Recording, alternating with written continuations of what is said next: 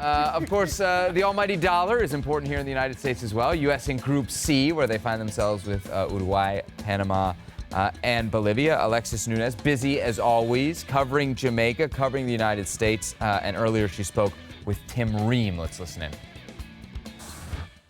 Honestly, it's probably the closest national team that I've ever been a part of, and that's saying a lot. I've been a part of the program for 14 years now, and the biggest thing is that they're more vocal with each other.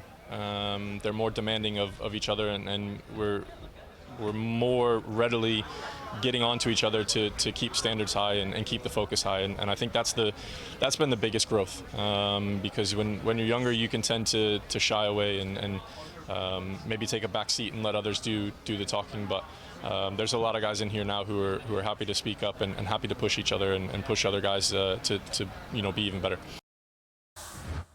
All right, the closest team he's ever been on. Hasn't been in our LA studios to the camaraderie. Feel the chemistry. Alexis Nunez is with the closest team that Tim Ream has ever been on. How would you describe the vibes in the U.S. camp? Yes, Abby, I would describe it just like that. I would say that probably you should, maybe forego the Mexico game and get into your U.S. roots, because they're so calm, cool, collected. They seem really ready and just kind of waiting to start the game tomorrow against Bolivia, ones which they know they are heavy favorites for.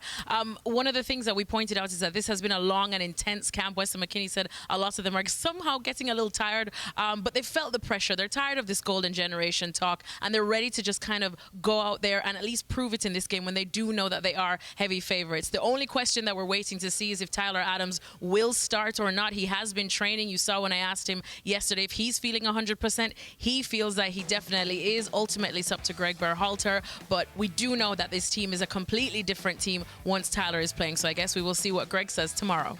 Quickly, would you start Tyler Adams, and what's an acceptable final score tomorrow for the United States against Bolivia, assuming you're picking them to win? Well, given Tyler's language about it being Greg Berhalter's call, I don't think he starts, and I probably wouldn't start him as well. I don't know if he's fit enough. Certainly, he will say he is, but you got to save the player from himself. He has a long, extensive injury history.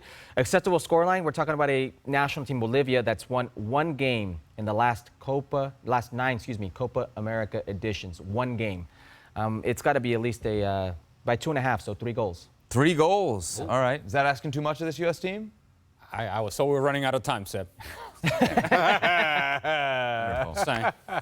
Listen to the host and not the producer here on ESPN FC.